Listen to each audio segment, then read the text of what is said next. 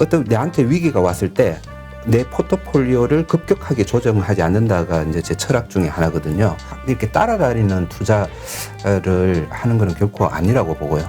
앞으로 큰일이라 이럴 때 사면 무조건 성공했거든요. 과거 보면. 여러 가지 쓸데없는 것들을 다 생략하는 과정이 전략이거든요. 금방 말씀하신 삼성전자, 네. 지금 이것 때문에 정말 고민인 분들이 많거든요. 네, 정말 네, 8만 원대, 평균 한 8만 원대에 물리신 분들이 참 네. 많이 있더라고요. 네. 뭐 9만 원대도 물론 있지만 이런 분들 이제 기다리면은 물론 언젠가는 내가 산 가격 이상은 오겠지라는 믿음은 어느 정도 있는데 네. 문제는 시간을 낭비하고 있다라는 생각에 너무 못 견디는 거예요. 왜냐하면 주변에서는 지금 막 돈을 벌고 있거든요. 카카오로 돈을 벌고 네이버로 돈 벌고 2차 전지 소재주로 돈 벌고. 근데 나는 손에 난 파란불 계좌를 보면서 있자니 속이 터지는 거죠. 네. 이런 상황이 있는 분들 네. 어떻게 이 마인드 컨트롤 혹은 멘탈 관리를 해야 될까요? 방법이 없나요? 네. 조금 그 포트폴리오를 네. 저는 이제 삼성전자는 지금은 이제 보유지만은 지금 근데 또 사람마다 다 이게 상황이 다 다르더라고요. 그렇죠. 좀 일부 친구들한테는 좀 조언을 해드리고 있고 또 막 그런 고민을 하다가 한국 거래소 문제까지 막 생각을 하게 되고 그걸 말씀드리기도 했는데 여기에 지금 올인을 하신 분들 올인을 하신 분들은 저는 조금 이거를 비중을 조금 일단 줄이고 다른 포트폴리오 다른 주식들 괜찮은 주식들도 같이 한번 들고 가보시라. 지금 시점에서. 근데 너무 저는 항상 어떤 내한테 위기가 왔을 때 내 포트폴리오를 급격하게 조정하지 않는다가 이제 제 철학 중에 하나거든요. 그런데 그래서 조금씩이라도 삼성전자와 또 요걸 비교해보고 이런 기업하고도 비교해봐서 더 좋다고 생각이 되는 쪽으로는 조금씩 비중을 다르게 하시는 게 좋을 거고요. 그 다음에는 지금 가격이 뭐 가치로 봐서 우리나라 시장 안에서는 뭐 이제 적정 가치 왔다라고 볼 수 있지만은 배당이 괜찮아요. 삼성전자 배당이 지금 4%가 넘거든요. 네. 그 5% 정도 배당도 바라볼 수 있는 이런 식이에요. 그래서 삼성전자는 앞으로 배당을 계속 늘릴 것 같아요. 늘릴 것 같고 비록 그 순자산 가치보다는 가격이 좀 높은 편이지만은 이런 배당에 대한 그런 유리한 점이 있기 때문에 저는 좀 기다리면 그냥 한 4~5% 정도 배당을 받으면서 장기 투자 어차피 처음에 그 많은 분들이 10만 원에 들어갈 때는 나 장기 투자할 거야라고 들어가셨다가 지금 되니까 이제 팔아야 되나 이러시잖아요. 네, 장기 투자 하셔야 돼요. 기본적으로 삼성전자 배당 받고 그리고 가치가 계속 앞으로 좋아질 거니까 그 가치에 따라서 이렇게 가격은 그게 속도가 어떻게 됐든 가치 따라서 시간이 지날수록 올라갈 거니까 저는 장기 투자하는 건데 너무 답답할 경우에는 조금씩 다른 주식들로 조금씩은 교체를 해서 같이 지켜보고 또 그러면서 공부를 하는 거죠. 주식 그 가치에 대한 공부를 하면서 그렇게 해나가는 게 좋을 것 같다. 그런 생각을 합니다. 네. 예. 그러니까 많은 분들이 장기 투자 이렇게 한다라고 말을 했을 때 예. 이런 걸 생각한 거죠. 아주 작지만 점진적인 상승. 그럼 나는 시간과의 싸움에서 이기면 돼. 네. 이게 설마 이렇게 되고 앞에 이런 과정들이 있을 거라고는 미처 생각을 안 했던 거죠. 근데 보니까 막 파란불 들어오고 이런 상태에서도 버텨야 된다는 거를 이제 깨달으면서 이제 멘붕에 빠지는 거죠. 네. 근데 이게 꼭 삼성전자만이 아니라 현대차 뭐 무슨 철강주 그러니까 대다수의 무슨 그 우량주 한국의 대형 우량주들 네네. 이거 산 분들이 다 똑같은 상황이거든요 지금 고점에서. 그래서 좀 이번 기회로 이런 말 하면 참 또 욕먹을 수 있을 것 같은데 오래 사실 수 있어요. 이번에 이걸 좋은 경험, 좋은 레슨으로 받아들이시는 게 좋을 것 같습니다. 그 항상 좋은 기업을 싸게 사는 게 주식 투자의 성공 지름길이다. 그렇죠. 싸게 사는 거. 지금 비싸냐, 싸냐, 이걸 항상 생각을 하시면 싸게 산 사람들은 항상 승리를 하거든요. 그래서 그 계산을 할 줄 알아야 되고 하는 거를 하고. 그래서 이번에 이 실패는 지금 이왕 이렇게 된 거는 지금 현재 삼성전자는 그렇게 비싸지는 않아요. 비싸지는 않기 때문에 웬만하면 홀드를 하시면서 다음에 추가로 계속 주식 이것만 더 비중을 아마 늘리셔야 될 거예요. 저만큼 가지고 있는 분들 없으시잖아요. 비중을 저는 늘리는 게 맞고. 더 우리 소위 물타기 한다 혹은 저가 매수의 기회로 본다 이런 의미로 더 추가적으로 예, 살 평단을 때는 낮추는 제대로 계산해서 싼 주식을 살 수 있는 그런 역량을 좀 기르시면 좋겠다라는 말씀을 드립니다. 네. 참 예전에 그 계산하는 법은 한 문제 설명을 두어 번 설명해 주셔가지고 그건 뭐 다른 영상 보시면 이해할 수 있을 것 같고요. 그러니까 이렇게 말씀하신 대로 확 내가 어떤 비중을 상당히 크게 들어가서 이렇게 물렸을 때 네. 말씀하신 대로 일정 부분 팔아서 다른 거를 살 수도 있잖아요. 그러면서 네네. 이제 공부도 할 수 있고. 네네. 근데 이런 얘기를 하는 거죠. 손해가 마이너스 15%인데 마이너스 20%인데 이걸 어떻게 팔어? 그러면 못 파는 거지. 그러면 그거부터 해보시죠. 지금 삼성전자 10% 손해 봤어. 네. 그러면 이거 조금 파시고 한꺼번에 다 파시라는 거 아니에요. 예, 조금 파시고 20% 빠진 걸 사세요. 더 많이 빠진 거를. 더 많이 빠진 거. 예, 더 많이 빠진 것 중에 또 좋은 거, 괜찮은 대형 배당도 우량주 많이 주고 같이 이런 게 있는. 있으면 그런 걸로 바꾸고, 그러면 야, 이거 샀었으면 나는 20% 빠졌을 건데, 예, 그런 생각으로. 그러니까 한번. 내가 20% 빠졌으면은 한 25%, 30% 빠진 빠진 그래서 거. 철강주나 조선주 쪽에서 찾고 이런 그래서 식으로. 뭐, 예, 그런 방법도 한번 해보시고, 그런 심리에서는 벗어날 수가 있죠. 예. 그럴 수도 있겠네요. 근데 네.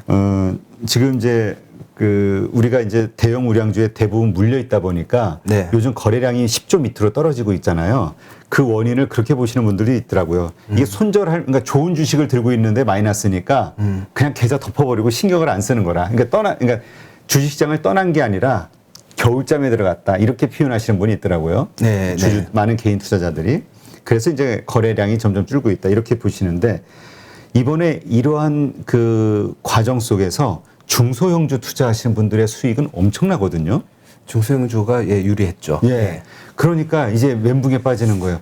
우량주 중심, 대형주 중심 이게 아니라 네. 중소형주 가볍게 가격이 움직일 수 있는 이런 주식에 투자하는 게 맞는 건가? 이렇게 투자 방식에 대한 예. 그리고 주식에 대한 네. 이 선택이 헷갈리시는 분들이 많은 것 같아요. 이럴 때 어떻게 우리 생각을 이렇게 바르게 정리할 수가 있죠? 예. 그래서 이게 우리가 주식 투자, 예를 들어서 저는 제가 투자하는 방법을 어떻게 보면 저는 그 중국집의 요리사다. 나는 내가 만들 줄 아는 거는 짜장면하고 짬뽕하고 탕수육밖에 없다. 그런데 이거를 나는 내가 잘하는 건 이거고 이것 때문에 손님이 와서 먹어주면 돈을 번다. 그런데 주위에 보면 요즘은 뭐 이 요리가 유행이야. 이게 정말 좋아. 그쪽에서 돈이 뭐 많이 한다고 해서 제가 이 짜장면 만든 걸 그만두고 갑자기 뭐 스파게티를 만든다든지 뭐 프렌치 레스토랑을 연다든지 이럴 수는 없는 것처럼 일단은 자기한테 맞고 자기한테 자신 있는 어떤 한 투자군이 있으면 그거를 왔다 갔다 하는 것보다는 그거를 계속 좀 지켜보면서 하시는 게 저는 좋다고 보거든요. 그래서 이렇게 따라다니는 투자를 하는 거는 결코 아니라고 보고요. 일부 나의 이 양식장 안에 있는 일부 주식들을 그래서 자기의 양식장을 한번 만들어 보는 게 좋아요. 내가 좀 이런 쪽은 많이 오랫동안 지켜봤고 관심 있는 종목들이고 잘 아는 종목들을 군을 좀 이렇게 해서 그 안에서 그걸 계속 공부하고 계속 투자를 하면서 그 안에서 교체를 하고 이런 좀 약간 이런 식이 그 확률이 높은 그런 투자지. 제가 이렇게 이걸 하다가 갑자기 저게 좋더라 그러면 또 이거 버리고 저렇게 가고 이렇게 가는 고민은 아닌 것 같아요. 그래서 만약에 지금 우량주나 그 좀 큰 종목 이런 쪽을 하다가 최근에 안 좋다 하더라도 좀 그 안에서 어떤 해결책을 먼저 모색하는 게 같은 좋고요. 대형주, 같은 우량주 안에서. 예, 왜냐하면 또 이쪽은 제가 해본 적이 없는 또 새로운 또 도전을 하는, 여기서 실패하면 또 저기 가서 새로운 도전을 하고 뭐 이런 것보다는 여기서 좀 해결을 모색하는 게 저는 더 좋은 방법이고 이 안에서의 그 어떤 리밸런싱 이런 거를 조금씩 하고 그러면서 조금씩 이걸 넓혀가는 거죠. 조금씩 이걸 확 하고 확 가는 게 아니고 조금씩 내 범위를 조금씩 넓혀가면서 그래서 아까 조금 팔아서 다른 것도 한번 해보세요라고 하는 것들이 좀 이런 거를 조금씩 범위를 넓혀 가보시라라는 그런 얘기였습니다. 네. 예. 그러니까 예를 들어서 내가 반도체를 가지고 있다. 그럼 반도체에서 무슨 예. 자동차, 뭐 현대차 뭐 이런 식으로 예. 아니면 뭐 포스코 이런 식으로 예. 이 대형주, 우량주 중심의 상위권 중심으로 네네네. 이런 식으로 보는. 예. 좀- 근데 이제 예. 요즘 저 뭐죠? 그 메타버스가 유행이야. 그 다음에 2차 전지 소재주가 급등하고 있어. 계속 가. 네. 수급이 몰리고 있어. 네. 이러면 다 가만히 지켜보는데 막 저 계속 오르거든. 또 오를 것 같거든. 네. 그 간단 말이죠. 인기주에. 그렇죠. 예. 그러다가 이제 물리기도 하고 돈을 벌기도 하긴 하는데. 네, 저는 절대로 안 보죠. 저는 짜장면 잘 만드는 사람인데 갑자기 요즘은 뭐 비타민만 먹으면 배가 불러서 안 먹어도 돼 이런 게 개발이야. 그렇다고 내가 제가 그 시장에 끼어들 수는 없는 거거든요. 예. 근데 내 계좌는 파랗거나 그대로인데 저 옆에서는 자꾸 그렇게 돈 버는 거 보면은 네. 배가 아프기도 하고 막 조바심이 나잖아요. 나는 저 좋은 기회를 놓치고 있다라는 생각에. 이럴 때 이 심리를 어떻게 잘 다스릴 수 있죠? 공부하셔야 되고요. 그래서 조금 이제 자기의 투자, 제가 항상 처음에 드리는 말씀이 사람의 마음은 돈을 잃도록 만들어져 있기 때문에 그런 원칙을 만들어야 되고 그 원칙에 따라서 투자하는 그런 방식을 계속 만들어야 된다. 그리고 그 원칙을 만들기 위해서는 어느 정도 너무 막 깊숙하고 복잡한 공부는 아니더라도 어느 정도 필요한 공부는 해서 그런 원칙을 만들고 거기에 투자를 하면 된다고 생각을 하고요. 그리고 그게 너무 지금까지 하신 투자가 나의 모든 것이었다라고 생각을 할 필요는 없을 것 같아요. 앞으로 또 기회가 많고 더 좋은 기회가 올 수 있으니까 좀 그런 식으로 공부를 하고 투자를 하게 되면 해야 되고 저는 과거에 위기를 겪을 때 그때 공부를 했던 것 같아요. 어떤 공부를 어떤 식으로 하세요?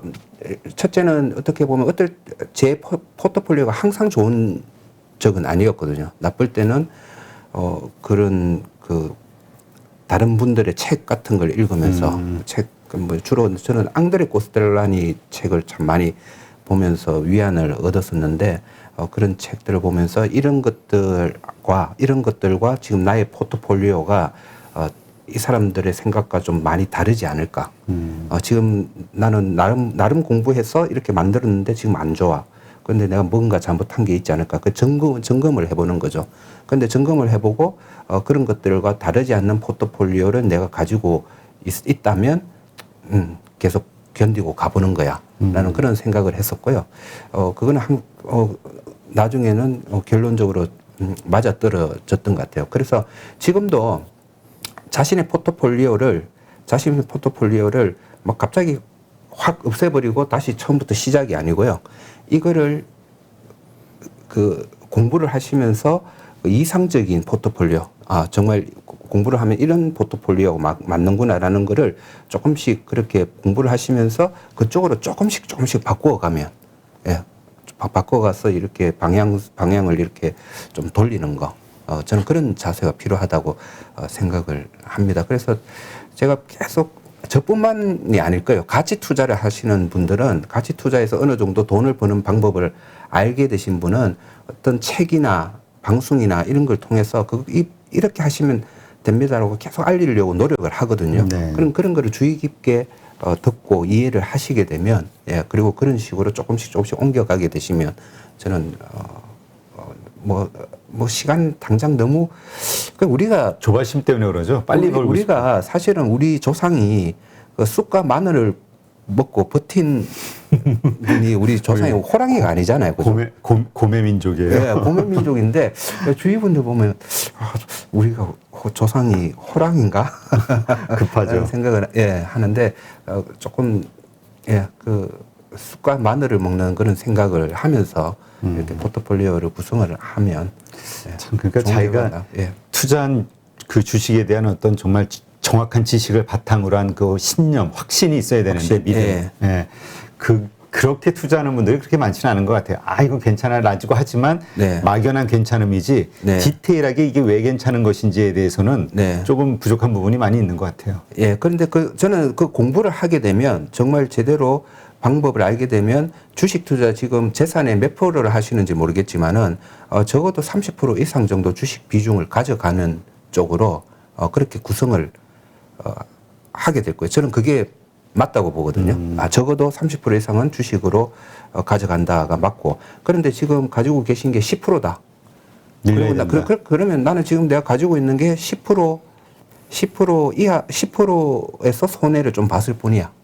나 20% 내가 더 앞으로 더 추가적으로 늘리는 데서는 내가 성공을 할 거야. 나중에 30%의 자산에서는 계속 이길 수 있는 법을 이제 공부하셔야죠. 네. 지금 위드 코로나 하면서 이제 다시 그동안 좀 소외받던 그리고 좀 타격을 받았던 그 회사 기업들의 주식이 이제 다시 막 성장하잖아요. 뭐 여행이 됐든 항공이 됐든 뭐 소비주가 됐든 화장품주가 됐든 네네. 호텔주가 됐든 네. 이러한 현상에 대해서는 어떻게 보세요? 같이 투자하시는 분 입장에서 이게 어떤 분들에게는 그동안 소외받았던 주식으로 돈 벌 수 있는 기회가 왔다 이렇게 보고 그쪽에다 투자하는 네. 분들이 참 많이 있거든요. 예, 제 투자 원칙 중 하나가 사이클을 타는, 경기가 좋아지고 나빠지고 이런 사이클이 있는 주식은 잘 하지 않는 거거든요. 미래 예측하기가 너무 어려우니까. 그래서 저는, 왜냐하면 지금 이미 예를 들어서 여행주다. 그러면 이제 위드 코로나가 되면 좋아질 거지만은 그게 이미 가격에 반영돼 있는지 안 돼 있는지 그거부터 체크하는 게 좋을 것 같아요. 항공주든 뭐든 지금 무조건 그냥 앞으로 좋아질 거야 라고 사는 게 아니고요. 그래, 앞으로 좋아진다고 치지만은 지금 앞으로 그러면 이익을 어느 정도 얻을 건데 라는 거. 그러면 미래의 이익을 추정하려면 코로나 전에 이익 정도를 한번 놓고 보는 거죠. 코로나 전에 이익 정도는 낼 것 같아. 그러면 이 정도의 이익이 지금 가격과 비교했을 때, 이 가격 비교했을 때 좋으냐 나쁘냐, 비싸냐 싸냐를, 그런 거를 이제 판단을 해야 되고요. 그 판단을 하는 공부를 하셔야 된다라는 게 이제 제 생각이고요. 그렇습니다. 예. 그 판단하는 공부, 예. 어떻게 쉽게 좀 할 수 있는 방법이 없을까요? 배울 수 있는 방법이? 저는 지금 저뿐만 아니고 다른 그 가치 투자자들이 그런 방법들을 계속 그 책으로 보여드리고 말씀을 드리고 이렇게 하고 있고요. 그 굉장히 그렇게 복잡하지 않거든요. 정말 그렇게 복잡하지 않고 뭐 간단하진 않지만은 뭐 정말 그 학문은 아니고 그냥 어느 정도의 지식이고 상식적인 수준에서도 할 수 있는 그런 게 많습니다. 그래서 계속 말씀드리지만은 그냥 그 사람의 경제력을 분석할 때 이 사람 월급이 얼마 나올 것이냐, 얼마 가지고 있는, 이 사람의 재산이 얼마이냐, 이 정도는 알고 투자를 하자는 그거든요. 그래서 그 정도만 알고 주식 투자에 접근을 하시면, 매출과 수익과 이런 것들. 저는 수익하고 자산 가치 지금 내 재산이 얼마 있냐, 그리고 나는 앞으로 연봉이 어떻게 될 것이냐, 요것만 알고 있으면 그 사람의 재력은 그 두 개로 다 판단할 수 있다 보거든요. 예, 그 정도만 저는 파악하시면 된다. 네. 네. 우리가 이렇게 투자할 때 보통 이제 전문가들, 그러니까 뭐 예를 들어서 증권가 네. 이런 어떤 조언을 이제 많이 구하잖아요. 그리고 네네네. 그 정보를 바탕으로 판단을 하고. 네. 근데 이게 잘 안 맞을 때가 많아요. 예를 들면은 올 여름에 이제 자동차주가 이제 대세를 이룰 것이다, 이런 예측을 모든 그 증권사가 다 했었단 말이죠. 네. 근데 그 이후로 쭉 빠졌단 말이죠. 네. 그 다음에 나온 것이 반도체 쇼티지 문제, 자동차 반도체. 네. 근데 그러면 이제 그거를 믿고 이제 샀던 사람들은 이런 얘기를 하는 거죠. 아니, 불과 한두 달 후에 일어날 일도 예측을 제대로 못하면서 그런 전망을 했단 말이야? 이렇게 얘기할 수도 있잖아요. 우리가 그러니까 투자자로서 이 정보, 이 기관들의 이 정보를 어떻게 믿거나 활용을 해야 되는 건가요? 투자할 때? 어느 만큼? 그런 분들에게 대한 시장 전망, 예. 시장 전망, 그리고 기업의 수익 전망, 어떤 그런 사이클이 있는 종목, 경기가 좋아진다, 턴어라운드를 한다, 이런 전망에 대한 부분은 안 보시는 게 맞습니다. 아, 그래요? 예, 경기를 반도체 경기가 좋아질 것이다, 나빠질 것이다. 좋아질 것이니까 가격이 올라갈 것이다. 이런 전망은 그냥 저는 빵이에요. 아, 네, 참고하는 수준이 빵이고, 그거는 왜냐하면 첫 번째로는 그 미래 경기를 예측하는 거는 그 맞출 가능성이 30% 미만이에요. 저는 제가 해보니까 저는 30% 미만이더라고요. 네. 그리고 필립 피셔라고 워렌 버핏의 스승이거든요. 필립 피셔는 10% 미만이라 그래요. 이 사람의 마음이 어떤 전망을 하고 예측을 해서 맞출 수 있는 확률은 이하라는 거죠. 그래서 그런 그 애널리스트 분들도 전망을 하는 거에 저는 그 맞출 확률이 훨씬 낮을 수밖에 없다 생각을 하고요. 그리고 또 보면 굉장히 그럴듯한 주장이 틀릴 가능성이 더 많더라고요. 예. 논리가 이렇게 딱 앞뒤가 맞는 거. 예, 그런 것들이 오히려 더 틀릴 가능성이 많아서 사실은 좀 그쪽 부분은 그냥 참고만 하지. 아, 시장이 지금 일어나고 있는 리뷰하는 지금 이런 식으로 움직이고 있구나라는 정도를 아는 그런 정보로 활용해야지 내가 이 투자를 할 것이냐 말 것이냐에 대한 그 판단 기준으로서는 절대 삼지 않으면 안 된다고 생각해요. 그러니까 우리 가치 투자자들은 그거를 판단 기준으로 삼지 않거든요. 오히려 판단 기준은 딱 한 가지예요. 싸다. 싸냐 비싸냐. 얘 가치에 비해서 싸냐 비싸냐. 싸면 사고 비싸면 판다. 그거기 때문에 미래를 전망하지 않죠. 네. 예. 그러니까 우리가 그러한 바탕에서는 그러한 어떤 전망에 대한 정보보다는 네. 그러면 그냥 어떤 정보를 우리가 그 투자하는데 이렇게 좀 지표로 삼을 수 있을까요? 어디에다 좀 집중하는 게 좋을까요? 정말 중요한 것들은 생각보다 그렇게 복잡하고 이런 거에서는 답이 없는 것 같고요. 그리고 또 제가 이 또 전망을 맞았어요. 전망이 맞으면 그 전망대로 주가가 움직이느냐 하면 또 그렇지도 않아요. 그래서 삼성전자 그래프를 쭉 그려보시고요. 삼성전자 그래프를 보시고 신문 기사에 그 언론에서 앞으로 반도체가 호황이다. 정말 좋다. 경기 이럴 때 하고 지금 반도체 경기 너무 나쁘다. 이제 앞으로 큰일 났다. 이럴 때 하고 앞으로 큰일이라 이럴 때 사면 무조건 성공했거든요. 과거 보면. 앞으로 장밋빛 이러면 그때 산 사람들은 다 왜냐하면 그때는 가격이 높거든요. 올 초가 그랬죠. 예. 이제 그런 부분이 있고요. 그래서 근데 실제로 보면 그 전망들이 맞는 경우도 많았어요. 또 어떻게 보면 반도체 경기가 그다음부터는 막 좋아가지고 뭐 6개월 뒤에는 최고 실적치 보이고 이런 경우도 많았었는데 주가는 빠지고 있는 거죠. 네. 최고 실적치를 달성할 때 주가는 빠지고 있는 경우도 삼성전자는 꽤 많더라고요. 그런 것처럼 전망 맞출 확률도 낮고 전망이 맞았다 하더라도 그거하고 주가가 같이 갈 가능성도 좀 낮다. 그리고 미국 같은 경우도 GDP 성장률을 우리가 굉장히 중요하게 보잖아요. 그렇죠. 그런데 미국 GDP 성장률 과거 10년 동안 보시면 1%, 2%, 1%, 2% 저성장이죠. 그렇죠. 예. 그걸 미리 알았다고 치면 주식 투자 도저히 못했을 거예요. 그러나 시장은 엄청 계속 올라왔죠. 4-5배 올랐죠. 예. 그래서 그런 경제 전망치가 전망도 하지 말고 그리고 전망한 것도 그거 주식하고는 다르다. 예. 그렇게 보시는 게 맞을 것 같고요. 그렇지만은 앞으로 이제 큰 틀의 움직임. 지금 그러니까 미국도 경제 성장이 아직 이제 이 정도면 주식에 악재가 되지 않을 정도의 그 토질이 되고 있는지 정도 체크. 이 정도면 정말 이 주식 시스템이 좀 안 좋을 것 같은데, 아니, 좀 약간 큰 틀에서의 그 지표나 어떤 그 정보는 좀 알고 있는 게 맞는 것 같아요. 그런데 요즘 보면 너무 작은 뉴스들이 뭐 2차 전지라면 2차 전지 뭐 누가 선정되고 뭐 이런 식으로 너무 작은 뉴스들이 막 난무하고 있으니까 오히려 그런 거는 투자 판단에 도움이 되지 않고요. 저 같은 경우는 굉장히 중요하게 보고 있는 게 GDP도 잘 안 봐요. GDP는 오히려 좀 그 판단에 좀 그렇게 도움을 안 준다 생각하고 있고 물가 지수도 잘 안 보고요.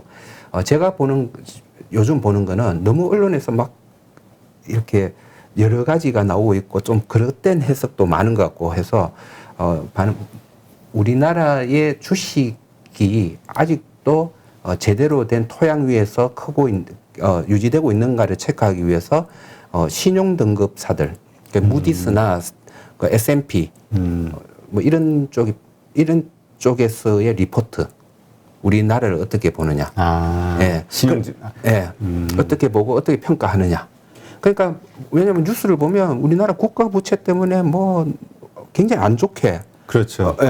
국가 부채가 안 좋다 이런 뉴스도 나오고 또 뭐 이러는데 그 신용 등급은 지금 이번에 코로나 때문에 많은 나라들이 그 신용 등급이 내려갔거든요. 그러니까 우리나라는 지금 아직도 AA 수준을 유지하고 우리나라보다 신용 등급이 좋은 그런 국가가 몇 개 없어요. 지금은 일본보다도 우리가 2단계 위에 유지하고 있고요.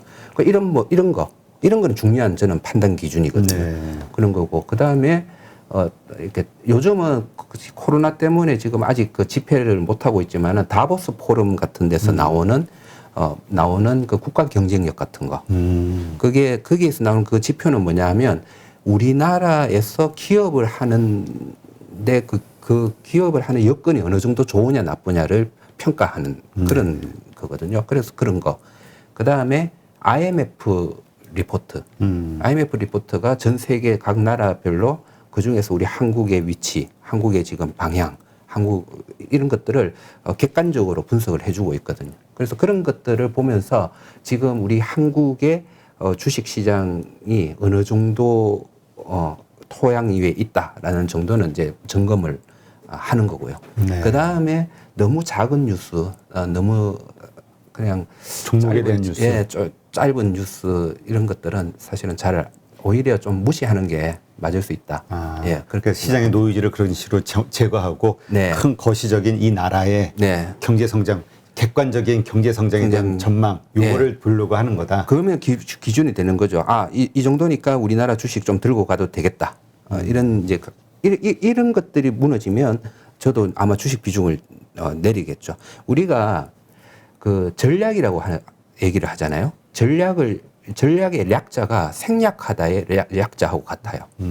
그래서 전략은 사실은 막 여러 가지를 가지고 모아서 그거를 가지고 판단을 하는 게 아니고 여러 가지 쓸데없는 것들을 다 생략하는 과정이 전략이거든요.